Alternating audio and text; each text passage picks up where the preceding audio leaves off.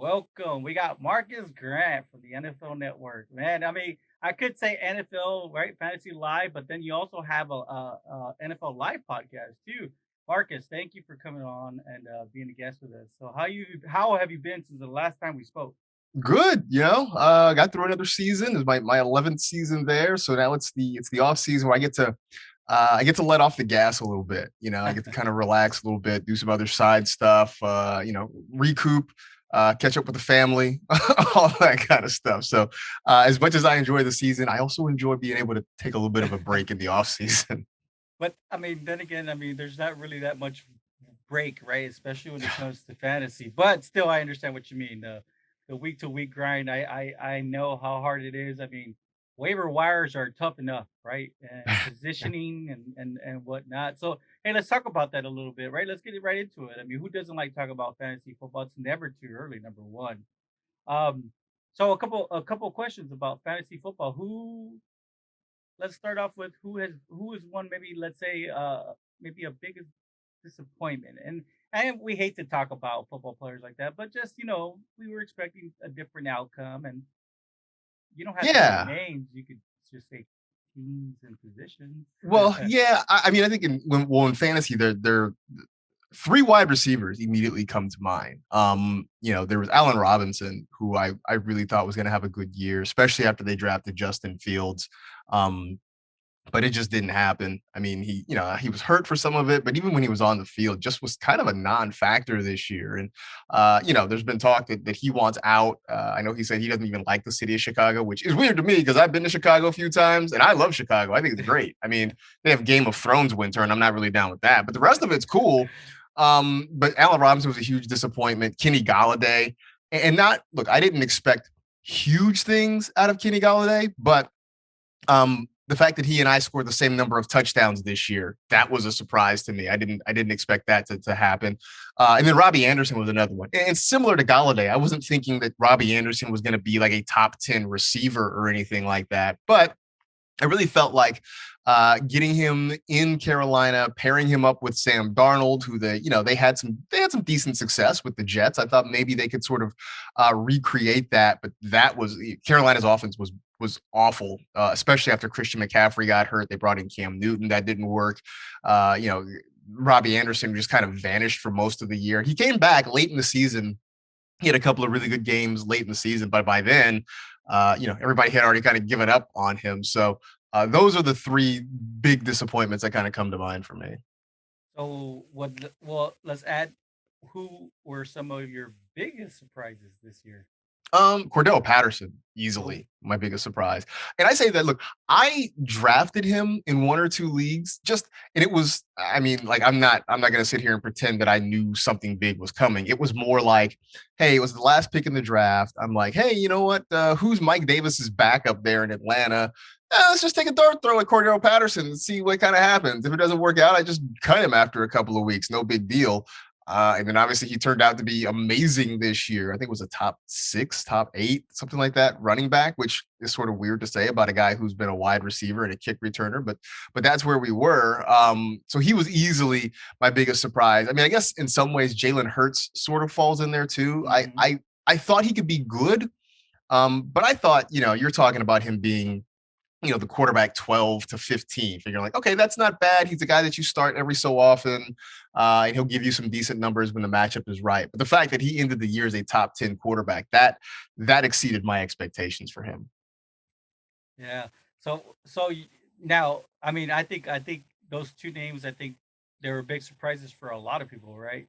But let's get right into it. You said 11th season, so out of the 11 seasons that you've been a part of the NFL Network, I'm pretty sure you have a couple of pulls amongst fellow, out of ranks and whatnot. Out of those, how many championships have you taken home?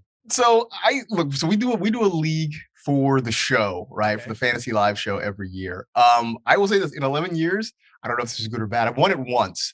okay. But here's the thing: there aren't a lot of repeat champions. Like Adam Rank is he's sort of the Patriots of the show, right? Like I think Rank's won it like four times. Matt Money Smith, who isn't on the show anymore but still works at the network, I think Money has won it twice. beyond that, I don't know that there are any other repeat winners. There's been a lot of one-timers. Cynthia Freeland won it this year. That was her first time. Last year was one of our producers, Alex Wilk, who won it for the first time. I mean, we've had, Colleen Wolfe, when she worked on the show, she came in 1 year, won it, bailed. It was like, it's been a lot of like one-time winners. So we don't have a lot of repeat champions here, but Adam Rank is, like I said, he's sort of the Bill Belichick of our fantasy live league. Well, at least you got the monkey off your back, right? You Oh got that yeah, I got one. championship. It's cool. So Fidel couldn't join us today, but he did say if you could pass along some, just tell Adam, hey, thank you for the advice for Giovanni Bernard. Didn't really help him out much in his team this year. Yeah, I know he was big on Gio late in the season.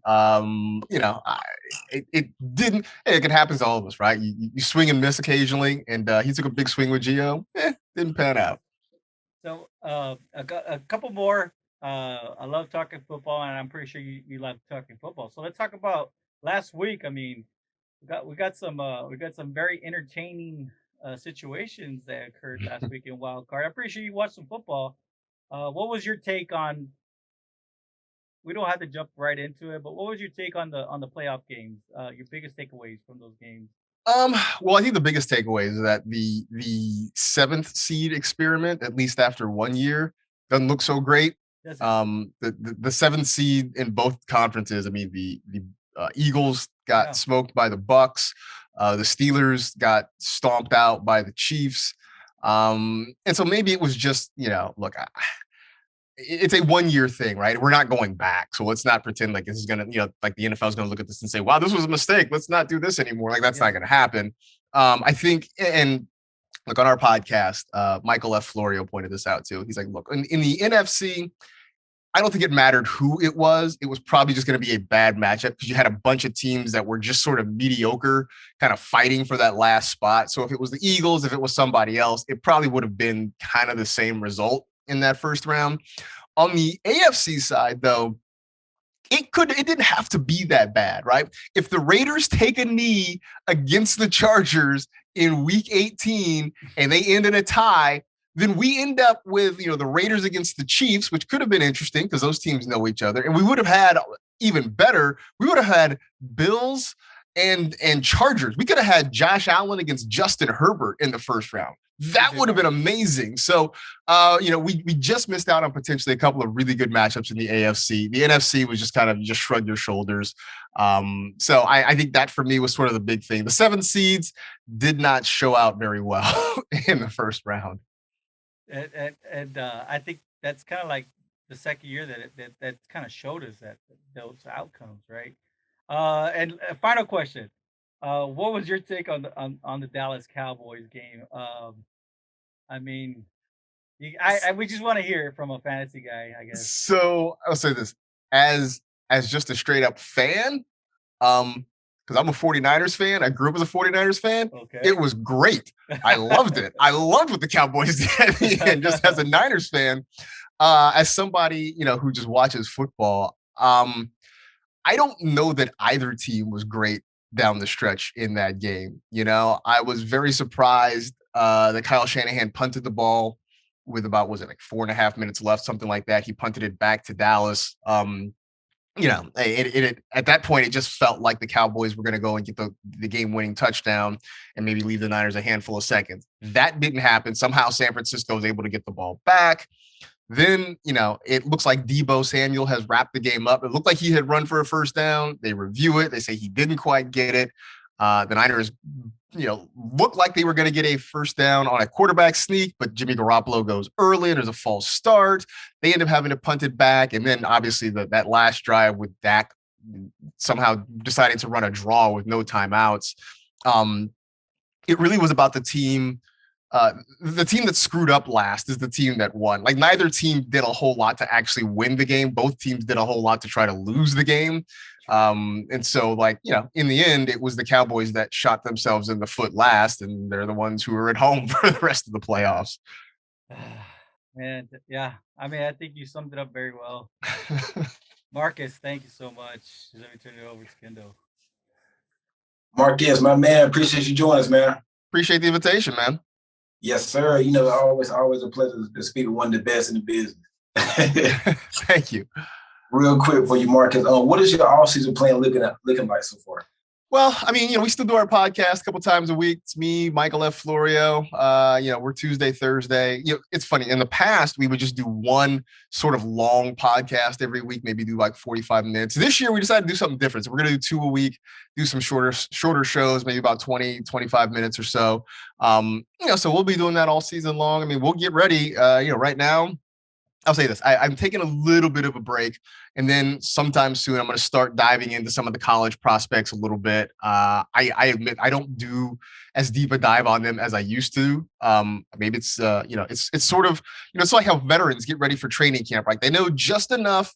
They know enough to get themselves in shape and get ready for training camp and get ready for the season. I have sort of learned that there are a lot of people who do a lot of really good draft prep.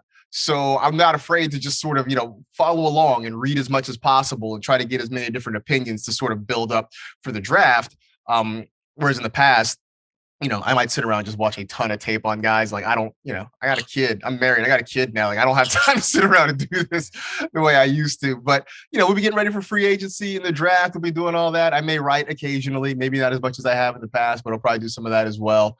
But, like I said earlier, I sort of learned to enjoy the off season, having done this for as long as I have now. Like, I take a breather as much as I can because, before you know it, it'll be July. We talk about training camps again. So I've learned to just kind of enjoy this time right now. Did any of my Patriots players do anything good for you this year in fantasy? You know what? I did like Damian Harris. I thought he did some good things this year. I will say this. I went into the season not knowing which of the 2 tight ends I really liked more. And I think I ended up drafting on multiple teams. I drafted either Jonnu Smith or Hunter Henry. Obviously, the right answer at the end of the year was Hunter Henry. I tried in a couple spots to get Nelson Aguilar, mostly because I'm a USC guy. And, I always want to get some Trojans there. And he was, whatever. But yeah, I know it was not a great year offensively. It was the thing where, Mac Jones, he was a good real football player, right? Like, he did just enough to not screw it up for the Patriots, but I don't know that Mac Jones was a good fantasy quarterback because just their offense just wasn't built like that this year. I couldn't agree with you anymore, Marcus. Real quick, I appreciate all the work you do for NFL Network. I watch you almost every day during the season. You do a tremendous job. Please keep up the great work, and good luck to you this whole season. I appreciate it, guys. Appreciate it. So I guess that's it, Marcus. I think we had a one question from our audience. They wanted to ask maybe for some advice, right? 12 man PPR league. For the first 5 rounds, what's a good strategy? I guess if you could give recommendations for them to do their homework during the off season, like you. So for me, in the first few rounds, the way I approached it this past year is that I wanted to make sure I had one elite level running back, or at least one quality running back in the first 2 rounds, right? I will admit there were some drafts where if I was in the middle or the later part of the first round, maybe I would try a wide receiver or I would draft Travis Kelce. But by the end of round 2, I needed one quality running back I knew I could count on each week. I also wouldn't mind trying to get one of those top tier tight ends, right? If it wasn't Travis Kelce in round 1, maybe it was Darren Waller in round 2 or George Kittle in round 3. I think next year you can put Mark Andrews probably in that group as well, somewhere in the first 3 rounds. But I wanted to get a good tight end because, look, you can stream tight ends if you want. I don't want that headache in my life trying to play the matchups and try to play the waiver wire for a tight end each week. That just seems like a hassle that I don't need. So I wanted to get a tight end. And then at that point, somewhere around rounds 3 and 4, you can really focus in on your wide receivers because that's when you get to what we now call the running back dead zone. Those running backs that are coming off the board in rounds 3, 4, 5. They're guys that chances are you're not really in love with them at all. And history has kind of shown that for the most part, those guys don't really produce. So, instead of maybe reaching in the 3rd round for a running back that you're just sort of so on, maybe, in the past, like, last year was like a guy like Miles Sanders, for instance, right? Instead of reaching for a guy like Miles Sanders, go get yourself a good wide receiver. Like instead of, this year, I think I took Miles Sanders somewhere in the fourth round, third round, and I left Cooper Kupp on the board, right? That's ended up being a huge mistake. So instead of trying to kind of figure out who that running back's going to be in those middle rounds, go get yourself some wide receivers. Load up rounds 3, 4, 5, maybe even 6. Go out and get yourself some quality receivers, because chances are you're going to get better production out of those guys than you would out of maybe a second tier running back. Awesome. Thank you so much, Marcus. It was a pleasure having you on, and hopefully we'll get to hear from you soon. I mean, we never know. Maybe right before fantasy, right? So the fantasy league starts off. But want to wish you the best of luck, and we want to thank you for coming on. Cool. I appreciate the invitation, guys. Yeah, we'll be around. Like I said, check out the podcast. We'll be doing some stuff on YouTube as well. So check out the NFL Fantasy YouTube channel.